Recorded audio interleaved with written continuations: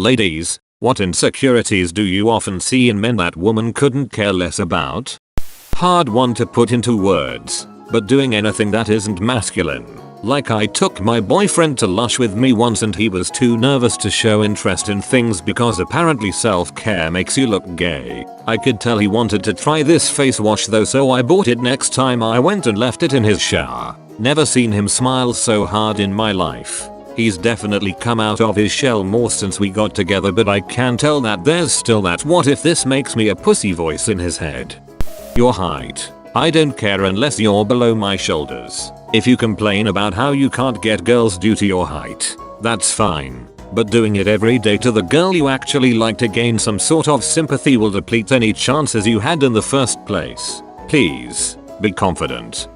Penis length. I have not met one guy who knew what the actual average was. They all went off the dudes in porn and assumed they were below average. Google stuff. People, in case you all don't know, a 2014 compilation of studies of 15,521 men found that the average erect penis size is 5.16 inches long, 13.12 cm, and the average penis circumference aka girth is 4.59 inches, 9.31 cm. Nearly 90% of guys have a penis between 4 to 6 inches, 1% of men have a penis between 7 to 8 inches, 0.7% have a 9-inch penis, 0.1% of guys have a penis larger than 9 inches. Women will very likely feel your girth more than your length. Something almost no men understand is our vaginas do not have the same sensitivity as your penis. Want to know what this feels like? Push your tongue against your cheek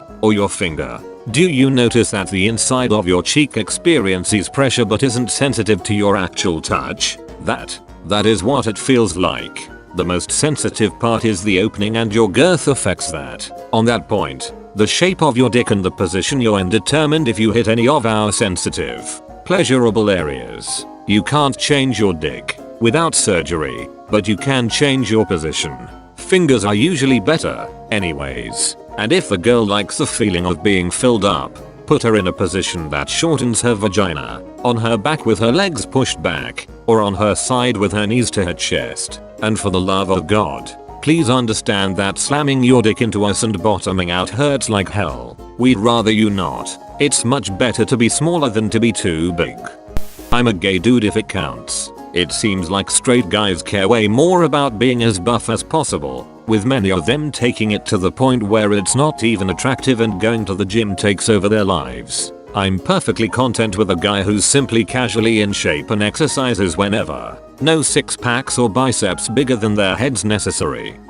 Knowing anything about sports or being bro why? Knowing about girly things. Really, I'm not into sports, so it's a huge plus when a guy doesn't like sports and is super hot when my husband can braid my hair, buys perfectly fashionable clothes, cook an amazing meal, be an expert at cleaning the house or arrange an amazing centerpiece. Really, I just married the best guy.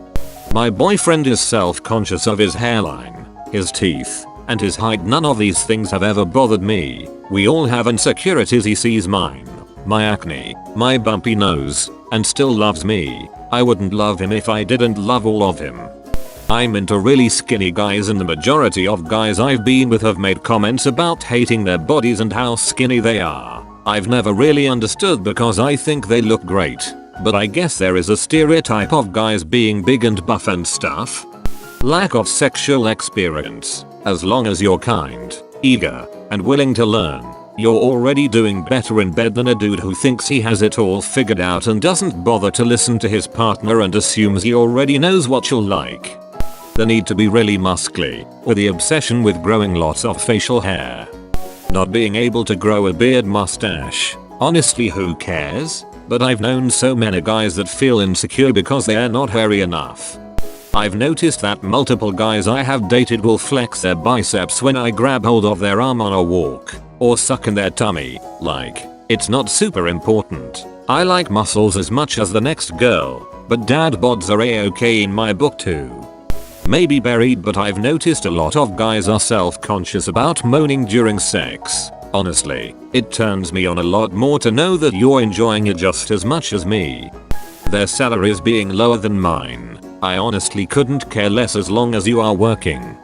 Not lasting long enough in bed. Porn makes people believe sex needs to be hours long to be enjoyable. I don't agree. Foreplay should be long enough for both parties to be turned on and then sex till both people come. That's it. It's about quality, not quantity. I'd rather have 10 minutes of fun sex than 40 minutes of forced sex. Edit. To clarify, I mean 10 minutes including foreplay and everything, not 10 minutes of penetration. I also am not saying this is for everyone. I am simply talking about me and my preferences. Some girls need longer foreplay, some girls like it quick. It all depends on the individual. Balding as they age. My husband started buzzing his hair recently because he's self-conscious about his hairline. I told him I would always find him attractive, and I actually find it kind of charming. He called bullshit and asked, "Name one attractive bald man." I said, "Bruce Willis, Dwayne Johnson." The fear of letting their emotions show, making them look weak or vulnerable. If you're hurt about something, I want to know. If you saw something that made you upset, tell me all about it. If you need to cry, cry to me. Having emotions doesn't make you less of a man. It just makes you human. A little chub around the middle. Like, take care of yourself, but don't feel bad if you don't have washboard abs. I feel like media is so toxic for men, insisting that they be sculpted and toned. It's just as bad for women, of course, but if I'm gonna curl up with a guy on the couch to watch a movie, I'd rather have something to snuggle with, not a breathing sculpture. Grey or silver hair. It doesn't affect how you look, and it doesn't matter if you think you're too young for it. For many women this minor feature can be a big turn on. If you find a woman that does care, then she likely doesn't appreciate the other amazing things about you either. Get you someone who truly appreciates everything. Penis size. Unless you are packing a Tic Tac, we don't really care. When a guy comes right away and then spends the next hour going down on you to try and compensate, and then beats himself up about it and apologizes that he came too quickly. You literally just ate me out until I orgasmed like 8 times. Why are you apologizing? You think I am timing you with a stopwatch? You don't have to know anything about bourbon, wine, cars, sports, and I won't get bored to death. Win-win. I know not everyone will agree with me, but height. I'm 5'9" and my so is about 5'7". I know, not much difference, and I feel sad when I think that women disregard men because they might be shorter than their minimum height requirements. Get over it. Nobody has control over their height. In my case, penis size and time. Like if he comes in 5 minutes he starts apologizing repeatedly, but seriously is kinda sexy cause it means he wants you so much he couldn't contain himself. Your dick randomly not wanting to get hard. Haven't had the issue with my so now, but it was an issue for 2 different dudes I had dated. The first one I was only like 18, so I googled the issue and Google informed me that it's a mental thing and to just not make a big deal out of it and it goes away, which worked and I didn't have the problem again with him.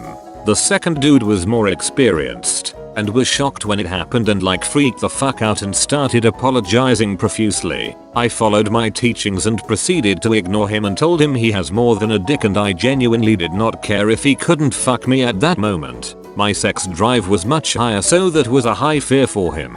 Afterward he was fine again and he told me how surprised he was that it didn't bother me. TLDR. Don't stress if your dick decides to not be hard randomly. It's just a mental block, and if you relax and focus on doing other things like mouth stuff, you'll be fine.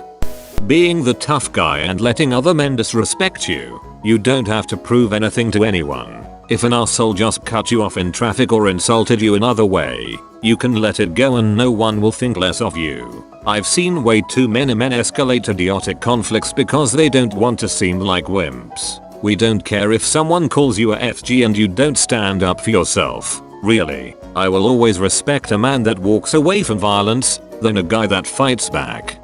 A male friend of mine asked me what do women notice first, the size of their forearms or biceps, and I can confidently say those are things I have never even thought about before he mentioned it. Also, I really don't care if you're losing hair.